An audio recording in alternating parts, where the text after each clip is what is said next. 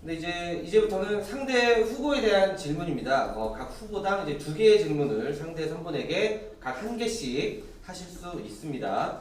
상대 후보에게 할 질의는 같은 내용이어도 되고요. 그리고 다른 내용이어도 상관없습니다. 후보 간 상호 질의는 질문하시는 시간 1분, 그리고 이제 질문 받으신 후보자의 답변은 3분 이내입니다.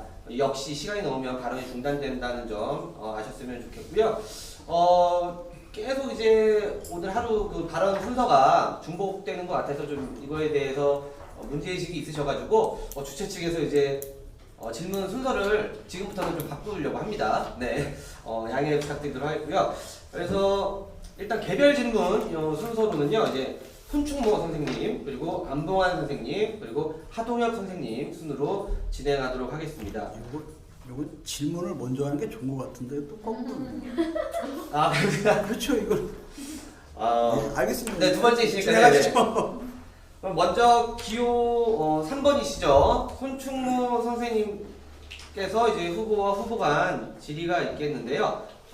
손충모 선생님은 이제 어떤 선생님께서 어떤 선생님께 질의를 하실 건지 선택해 주시고 질문하시면 될 것 같습니다. 한 후보에게만. 네, 한 후보에게만 하시는 겁니다. 네. 2번 후보에게 질의하겠습니다. 네, 안봉환 후보님께 질의를 하시겠다고 하셨습니다. 좀 전에 발표하실 때 부장선출 보직제에 대한 시범 학교를 교육청에 요구하겠다라는 말씀을 하셨는데 제가 들은 게 맞나요? 네. 네. 이건 질문 아니고요. 네네.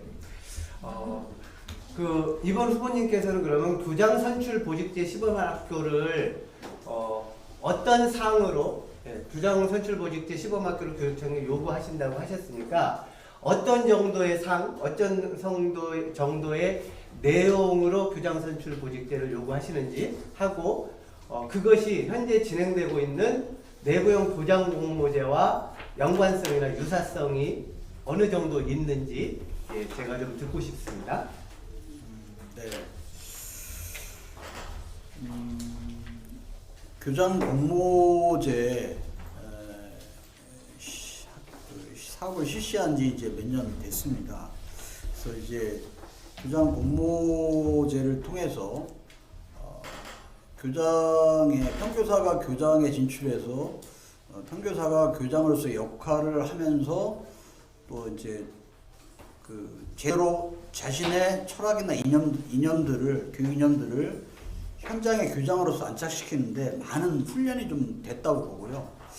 이 정도면 사실 이제 이 정도의 노하우가 좀 쌓이고 축적이 되었으면 이제는 교장선출 보직제를 시도해보는 것이 굉장히 필요하지 않을까 하는 생각을 합니다. 물론 교장선출 보직제가 현장에서 만만치 않은 저항과 반대가 있을 거라고 생각합니다. 교장선출 보직제는 사실은 어쨌든 한 공간에서 같이 근무하는 평교사들끼리 한 사람의 교장을 선출을 하는 거기 때문에 지금의 교장 공모제하고는 정말 차원이 다릅니다. 그래서 내부에서 갈등이나 선거의 파벌 이런 것들이 생겨날 수도 있고요. 만만치 않을 거라는 생각을 합니다. 그러나 어쨌든 우리 정교조가 수십 년 동안 이 잘못된 교원 승진 제도를 타파하고 제대로 된 학교를 만들어가기 위해서는 올바른 교육 이념과 철학을 갖고 있는 교사들이 교장이 되어야 한다는 이런 신념을 갖고 있었기 때문에 이런 운동의 정점은 바로 선출 보직제이기 때문에 이거를 시범적으로 분명히 실질해야 어떤 힘들고 어려움이 있어도 실질해봐야 이것에 일반화할 수 있는 그런 계기가 된다고 생각을 하고요. 선출보직제를 공모제가 이제 공모제를 1년에 한 학기에 한 2개, 3개, 4개 정도를 하고 있는데 그 중에 한 학교 정도는 선출보직제를 실험을 해보는 것. 그러니까 그 4개 중에서 하나 정도를 교장 선출보직제로 시범적으로 시도해보는 것이 가능하지 않을까 생각을 하고요. 여기에 진출하는 우리 이제 많은 선생님들이 계실 텐데 이분들이 어쨌든 평소에 우리의 정교조의 교육 철학과 신념들을 잘 뿌리내려서 새로운 승진제도, 새로운 교장의 모습을 만들어내는 그런 좋은 방안이 됐으면 그런 바람으로 이 공약을 한번 넣어봤습니다. 이상입니다. 네, 손충모 3번 손충모 후보님께서 이제 안봉훈 후보에게 뭐 교장 선출 보직제에 대해서 좀 구체화 시켜달라고 질문하셨고, 여기 안봉훈 선생님께서는 내부 교장 공모제 한 학교 중에서 이제 2개 정도는 좀 이제 교장 선출 보직제를 할 수 있지 않을까, 이제 매년 이렇게 뭐 4-5개씩 이렇게 교육청에서 선정하니까요. 이렇게 좀 제안을 해보셨습니다. 그리고 개별 질문 이제 이번에는 안봉환 후보께서 상대 후보를 지목해 주시고 그 후보에게 질문을 해주시면 될 것 같습니다. 예, 저는 기호 3번 손충모 후보님께 질문 드리겠습니다. 올해는 코로나 사태로 조합원들이 모이는 것 자체가 되게 힘들었습니다. 그로 인해서 조합원들과의 소통도 되게 어려웠습니다. 우리 지부 운영과 관련해서 조합 내 민주주의에 대해서 얘기하는 조합원들이 상당수 계십니다.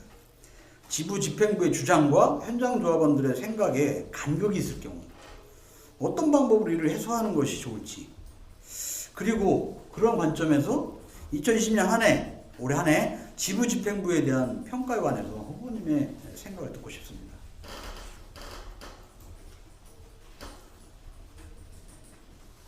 바로 답변하면 되나요? 네, 해주시면 될 것 같습니다. 네. 네, 감사합니다. 평가하자면 한마디로 하면 아쉬움이 많은 2020년이라고 말씀드리겠습니다. 노동조합은 대중조직입니다. 대중조직이라 하면 조합원들을 중심에 놓고 움직여야 하는 조직이라고 생각합니다. 특히 정교조는 조합원들의 이해와 요구를 바탕으로 해서 7년의 어려움을 극복한 경험이 있고요. 최초에 태동할 때도 1,500여 분의 해직을 겪으면서 지금에 이르고 있습니다. 그런데 대중조합원들과의 소통 없이 지부 집행부가 또는 지도부라고 불리는 단위가 일방적으로 지부의 입장을 대행하거나 대신할 수는 없다고 생각합니다.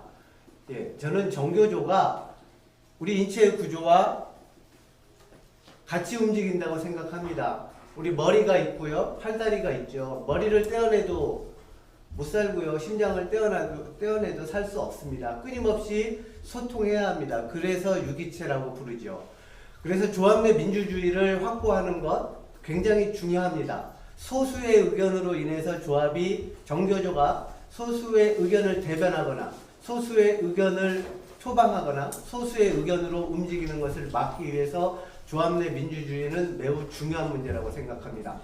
만일에 제가 지부장이 되면 저는 지부 집행위를 적극적으로 공개할 생각입니다. 다양한 방식으로 공개할 수 있습니다. 자유롭게 참관을 할 수도 있고요. 필요에 따라서는 조합원 로그인을 하는 경우 지금과 같이 유튜브를 통해서도 공개할 수 있다고 생각합니다.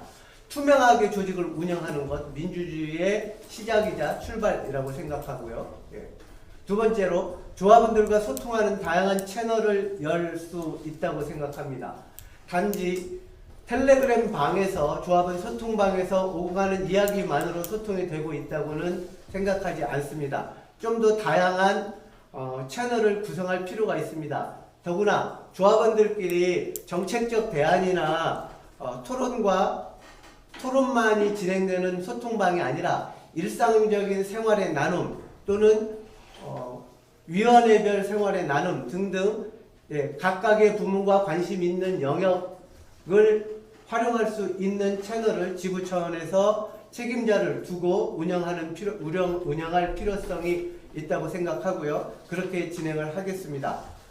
정교조 인천지부는 조합원과 함께 할 때, 손잡고 함께 갈 때 힘이 있을 것입니다. 그 힘을 우리가 조직의 민주주의를 강화하는 방향으로 조합원이 주인이 되는 방향으로 만들어갈 수 있을 것이라고 생각합니다. 네, 안봉훈 선생님께서 이제 손충모 후보님께 한 질문이 이제 지부 집행부와 이제 현장 교사 간의 갈등을 올해 좀 있었는데 그 모습을 평가해주고 이제 해결 방안을 제시해달라고 말씀하셨고요. 손충모 선생님께서는 올해는 좀 아쉬운 모습이었으니까 본인이 이제 지부장이 되시면은 더 많은 소통 채널을 강구하겠다 이렇게 말씀을 해주셨습니다. 이번에는 하동혁 후보께서 또 이제 두 분 중에 한 분을 먼저 일단 선택하셔서 질문해 주시면 될 것 같습니다. 예, 저는 기호 3번 손충모 후보에게 질문하겠습니다. 손충모 후보님은 지부장인 제가 혼자 가는 리더십이다 이렇게 하시면서 저는 함께 가는 리더십이다 이렇게 주장하셨는데요. 이 사실 함께 가는 리더십은 말은 그럴듯하지만 눈치 보고 주저하고 아무것도 하지 못하는 무기력한 리더십과 같은 말이 될 수도 있습니다. 그래서 실제로 학생들이 미등교하는 상황에서 학교 급식실을 가동하는 것을 반대하는 영양이 투쟁이 올 상반기에 영양이가 피켓팅을 했습니다. 이때 이렇게 피켓팅하는 것을 사전에 알고 교육청 보좌관들이 조직적으로 영양이 선생님들에게 피켓팅을 만료하는 전화를 했습니다. 이것은 명백한 부당 노동 행위를 볼 수 있습니다. 손충모 후보는 지부 집행위에서 교육청 보좌관들과 지부 간부가 피켓팅을 만료한 것은 부적절했다라는 부분을 삭제하자고 제안한 바 있습니다. 이것이 손충모 후보가 네, 갈등을 여기까지 해결하는 방식입니까? 질문 갈등의 하고요. 중재자가 네. 이런 것을 의미하는지 하동혁 묻고 네, 싶습니다. 여기서 이제 다 질문 내용은 나온 것 같고요. 네, 하동혁 선생님께서는 이제 함께 가는 리더십이 좀 무기력한 리더십이 될 수 있으며, 그리고 이제 손충모 선생님께서 올해 초에 이제 영양사 분들이 했던 피켓팅을 좀 이렇게 사전에 차단한 거 아니냐 이런 문제 제기를 하셨는데 이거에 관련해서 답변해 주시면 될 것 같습니다. 네, 제가 일단은 기억의 한계 때문에 지부집행위 회의록을 확인하지 않아서 하동혁 후보님이 말씀하신 그 지부집행위 회의록에 삭제해달라는 요청이 어떤 맥락인지를 정확히 기억하지 못하는 점이 좀 아쉽습니다. 그 박스 안에 든 거 전체 통째로 삭제하자고 했습니다. 그런데 지금 말씀하신 것에서도 제가 개념의 차이가 좀 있다고 생각을 하는데요. 뭐냐면 우리 정확하게 용어를 좀 구분할 필요가 있다. 저는 그렇게 생각합니다. 뭐냐면 교육청 보좌관이라는 단어를 쓰셨는데요. 정교조 조합원 신분을 유지하고 교육청에 파견 나가 있는 분들은 교육청 보좌관입니까? 정교조 조합원입니까? 예. 저는 용어의 혼란을 좀 막아야 우리가 교육청과의 관계를 설정하는데 도움이 된다고 생각을 하고요. 먼저 그러면 주요 질문인 함께 가는 리더십이 자칫 무기력한 리더십이 될 수도 있다라는 지적에 대해서는 충분히 그럴 수 있습니다. 함께 간다고 하는 것이 그러나 다양한 이해관계를 가진 대중들의 이야기를 여기 얘기 듣고 저기 얘기 듣다 보니 합의하지 못하는 상황이 되어서 아무것도 할 수 없다는 뜻은 아닙니다.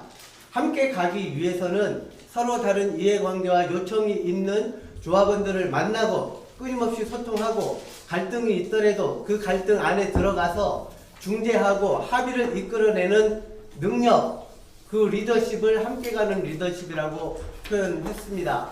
물론 그게 가능하겠는가 라고 물으신다면 저는 가능하다고 답하겠습니다.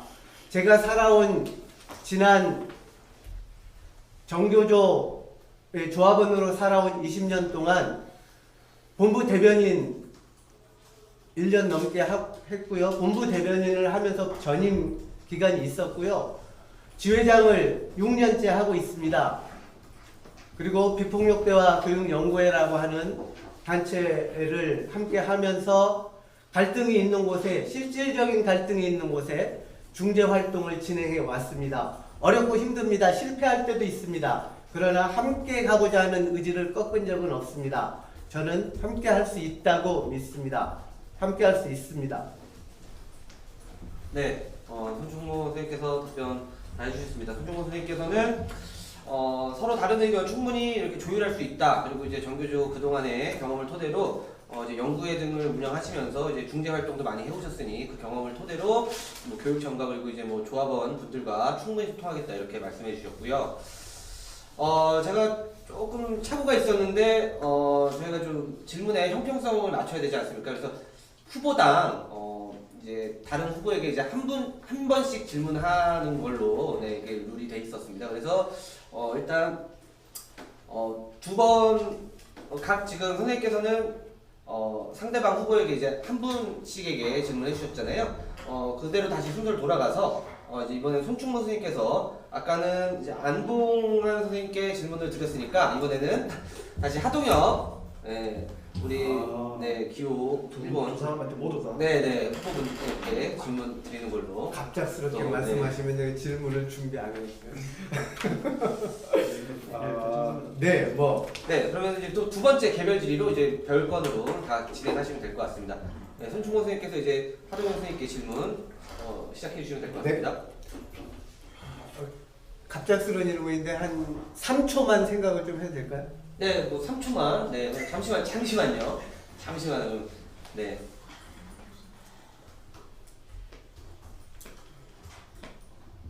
네. 네, 질문해 주시기 바랍니다. 네, 1번 하동엽 후보님께 질문하겠습니다. 후보님 좀 전에 발표하실 때 제가 듣기에 정교조 지부장이라는 자리가 다른 자리로 나아가는 길은 아니다. 제가 들은 게 맞나요? 그런 제가 정확한 문장을 기억하지 못해서. 그런 표현을 쓴 적이 없는데요. 그러니까 정교조가 승진과 출세의 수단이 아니다. 네, 그런 네. 얘기인 것 같습니다. 정교조가 정확한 워딩, 정교조가 승진과 출세. 스펙이 아니고 승진과 출세의 수단이 아닙니다라고. 네, 지금 손충호 선생님 시간이시니까. 네, 같이 쓰고 빨리, 있습니다. 네, 시간을 빨리 재주시면 네. 되는데 승진과 출세의 수단이 아니다라고 말씀하셨는데 동의합니다. 뭐 제가 지부장이 되어도 그럴 생각은 전혀 없으니까요. 그럴 가능성도 없고요. 그런데 왜 그런 말씀을 하셨는지 혹시 사례를 들으실 수 있으면 말씀해 주시면 감사하겠습니다. 네, 질문 이해되셨죠? 이제 정교조가 이제 우리 하동엽 후보께서 정교조가 승진과 출세 수단이 되면 안 된다고 말씀하셨는데 그런 말을 하신 원인을 여쭤보시는 것 같습니다. 예. 네, 대답 부탁드리겠습니다. 예, 제가 뭐 나중에 이야기하려고 했는데 지금 말씀드릴게요. 혹시 여러분 그 성골 진골은 아시죠? 전골이라고 들어보셨어요? 전골. 그 먹는 전골 말고 정교조가 그 얘기다. 전골. 그래서 지금 사실 교총을 탈퇴해서 정교조를 가입하는 사람들이 늘어나고 있다고 합니다. 왜? 진보교육감 시대에 진보교육감이 하나의 권력으로 보이는 거죠. 그래서 진보교육감이 한번 잡으면 재선하고 잘하면 10년 해먹겠네? 나는 그럼 지금 나이가 50, 40대 후반인데 그때까지 그럼 뭐해? 뭔가 한 자리 하려면 교장 한번 해보고 싶고 교육청 들어가서 뭔가 한번 해보고 싶으면 어디에 줄을 서야 돼요? 정교조에 줄을 씁니다. 사실은 정교조에 줄 서는 게 아니라 진보교육감한테 줄 서는 거죠. 그래서 제가 했던 이야기는 정교조가 승진과 출세의 수단이라는 것은 지부장을 이야기하는 게 아니고 지부장 특정 위치를 말하는 게 아니라 정교조에서 지부장을 하고 어떤 전임을 하고 이런 임원했던 이렇게 했던 활동했던 이러한 실제로 경력을 실제로 교육청의 장학사가 되거나 뭐 할 때 경력을 여기 지부에 와서 떼갑니다. 제가 지부장 직원을 깍깍 찍어줍니다. 이 사람은 정교조 활동을 몇 년 했습니다. 그게 도움이 된다는 거죠. 그래서 물론 교육청 들어가서 일하고 뭐 교육청 안에 들어가고 교장 되는 건 그렇게 크게 그게 무슨 제약은 아닙니다. 그러나 그게 주객이 바뀌면 안 되는 거죠. 그죠? 완전히 승진과 출세를 위해서 정교조를 가입하고 승진과 출세를 위해서 조용하던 사람이 갑자기 정교조 활동을 하고 이렇게 돼서는 안 된다는 뜻이었고요. 예, 그런 뜻이었습니다. 답변 다 마치신 건가요? 예. 네. 하동엽 선생님께서 이제 좀 정교조 활동이 좀 주객전도 되는 경향이 있다고 말씀해 주셨고요. 뭐 그런 사례들을 좀 말씀해 주셨습니다. 이번에는 안봉환 선생님께서 질문을 해주시면 될 것 같은데 아까 손충모 선생님께서 질문 드렸으니까 이번에 이제 하동엽 후보님께 질문해 주시면 될 것 같습니다. 네. 기호 1번 하동엽 후보님께 질문 드리겠습니다. 올해 코로나를 겪으면서 가장 핫한 이슈로 떠오른 것이 바로 초등 돌봄 문제입니다. 이와 관련해서 지부 소통방에서도 많은 의견들이 오갔고 실제로 현장에도 많은 갈등이 있음을 후보님께서 잘 아실 거라고 생각합니다. 지부장은 중앙집행위원으로서 돌봄에 관한 전교조의 공식 의견 수립에 영향을 미치는 자리입니다. 돌봄 문제 해결에 관한 후보님의 입장을 듣고 싶습니다. 예. 정말 돌봄은 정말 우리 정말 학교 특히나 초등학교에서 좀 제가 표현을 이렇게 하면 시한폭탄입니다. 지금 터지기 일보 직전입니다. 자, 제가 시한폭탄에 비유했습니다. 시간이 정해져 있죠. 째깍 하고 있는데 이걸 놓고서 이 폭탄을 누가 해체해야 되느냐, 뭐 어디 가서 터뜨릴 거냐, 시간이 없어요. 10초인데. 가장 급한 일이 뭘까요? 그거 바로 현장에 있다면 폭탄의 내관을 제거시키는 겁니다. 자, 돌봄 문제의 내관이 무엇입니까? 초등교사들과 돌봄 전담사들 간의 현장에서 이거는 초등교사들은 이거는 내 업무가 아니다. 이 업무를 초등교사에게서 분리시켜라 라는 겁니다. 초등교사에게 교육직이지 않은 돌봄 업무가 부과되는 이게 지금 시한폭탄의 내관입니다. 이것 때문에 싸우고 있습니다. 그래서 저는 시한폭탄의 내관이 되는 초등교사에게 부과되는 돌봄 업무를 제가 지난번에 교육감님에게 이야기했죠. 그래서 긴급 제안을 했습니다. 11월 말까지 이것을 교사 업무 분장에서 분리시킨다라는 공문을 각 학교로 반드시 시사해라 라고 요구를 지금 하고 있는 상태입니다. 그리고 이렇게 서로 감정적으로 부딪히는, 실제로 현장에서 부딪히는 이러한 돌봄 분리, 돌봄 업무에 관한 부담을, 즉 시한폭탄의 내관을 제거시키고 나면 이제 비로소 우리는 돌봄 업무를 제대로 볼 수 있게 됩니다. 이성적으로 볼 수 있게 됩니다. 돌봄, 국가가 책임지는 공적 돌봄 체계가 어떻게 만들어져야 되는지를 논의할 수 있는 가장 기본적인 조건이 비로소 만들어지는 겁니다. 지금 초등 현장에서는 지자체가 찬성이냐 반대냐 네 입장을 밝혀라. 어떻게 보면 이거는 사실은 굉장히 그런 어떤 입장을 강요하는 이런 속에서 문제가 안 됩니다. 저는 그래서 돌봄 문제가 얼마나 복잡한 문제입니까? 그리고 이 문제가 지금 지자체에서 이 문제를 당장 지자체는 가져가라라고 한다고 지자체 누가 어디로 가져가서 누가 담당하겠습니까? 이거 비현실적인 이야기입니다. 그렇다고 해서 학교에 그냥 그대로 방치할 수는 없죠. 저는 이것에 관한 대안은 결국은 마을교육 공동체라고 봅니다. 마을교육 공동체가 활성화돼서 잘 만들어져서 그 속에서 지자체, 마을교육, 필요하다면 학교, 뭐 이런 부분들 결합해서 돌봄 체계를 만들어야 되는 거죠. 예, 그래서 저는 돌봄 문제에 관해서는 우리가 모두가 이성을 찾아야 됩니다. 이성을 찾기 위한 이 어떤 감정적인 충돌을 막는 지금 가장 시급한 것은 돌봄 업무를 일단 교사에서 분리하고 그리고 나서 사회적인 논의기구를 만들어서 차근차근 돌봄의 공적 체계를 만들기 위한 논의를 진행하자라고 알겠습니다. 네, 답변 잘 해주셨고요.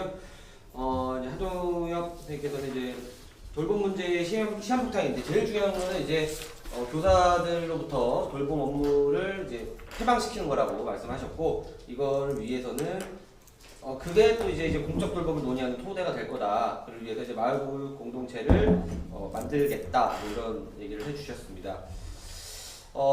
그리고 이제 마지막입니다. 이번에는 또 우리 하동엽 후보께서요 안봉환 선생님께 질문을 해주시면 될 것 같습니다. 네, 질문 드리겠습니다. 코로나19 대응을 위해서는 교육 재정과 인력 확보가 필수적입니다. 전국적으로 이전 업계 인천은 1,700억이 삭감되었습니다. 불필요한 예산을 잘 조정해서 땡겨 쓸 수 있는 그런 규모가 아닙니다. 자, 그러면 코로나19 대응에 필요한 재정 확보를 위해서 전교조가 강력한 투쟁이 필요합니다. 그리고 인천시 교육청을 향해서도 인천시 교육청의 예산 가운데서도 거기서도 강력한 재정지원이 필요합니다. 그런데 제가 알기로 이번 후보는 사실은 교육청과의 협력을 강조하고 있습니다. 그래서 교육청과의 협력을 통해서 과연 필요한 교육재정 확보 이것들이 가능하다고 생각하시는지 아니면은 때로는 이러한 정말 전교조가 힘있게 교육청을 압박해야 할 때 그리고 이러한 교육재정 확보를 위한 이 부분은 협력이 아니라 투쟁이 필요하다면 만약에 투쟁해야 한다면 그때 이번 후보는 어떻게 하실 것인지 진보교육감이지만 진보교육감과 투쟁해야 한다면 시간 다 지났습니다. 어떻게 하실 것인지 다 이해하셨을 것 같고요. 네, 안봉환 선생님께서 답변해 주시면 될 것 같습니다. 예. 이 코로나 상황에서 재정 확보는 뭐 당연히 필요하다고 보고요. 해야죠, 재정 확보. 근데 이제 교육청 입장에서는 뭐 다양한 사업들이 있기 때문에 여러 가지를 보기 때문에 재정 확보를 요구하더라도 쉽게 수용하기는 어려울 거라고 생각합니다. 저도 마찬가지 그렇게 생각합니다. 근데 어쨌든 교육청이 우리 노조와 이제 상대잖아요. 상대가 있다는 거는 어쨌든 그 상대가 우리의 말을 들었을 때 그거 실현이 되는 거지. 우리의 말을 듣지 않고 자기들 주장만 계속 뭐 주장하게 되면 서로 평행선만 가게 될 것 같습니다. 그래서 노조는 어쨌든 교육청과 협력도 하고 협의도 하고 협상도 하지만 말씀하신 대로 견제도 하고 비판도 하고 쓴소리도 하고 심지어 투쟁도 하게 되는 것입니다. 투쟁을 배제할 이유가 전혀 없죠. 재정확보 당연히 해야 된다고 제가 분명히 얘기했습니다. 재정확보 요구하고 그 재정확보가 우리 수준에서, 우리 요구 수준에서 정말 가당치도 않게 교육청이 거부한다고 당연히 투쟁해야 됩니다. 제가 정규조 활동을 15년 정도 했어요. 조합 가입이 25년이었고요. 지회 지부 활동을 15년 했습니다. 지회에서 조직부장, 사무국장, 지회장 2년 하고요. 지회장 2년 할 때는 서부교육청 앞에서 집회도 했습니다. 지회 역사상 교육청 앞에서 비 오는데 집회한 건 지회 역사상 처음이었습니다. 그때 50명 정도의 조합원이 모였습니다. 일제고사 반대 투쟁이었거든요. 방과후 수업 반대. 이후에 그 지부에서 정책실에서 연구국장도 1년 했고요. 참교육실의 사무국장도 1년 했습니다. 교섭국장도 제가 3년을 했습니다. 사무처장 2년 했고요. 투쟁할 수 있습니다. 내용과 방법도 다 압니다.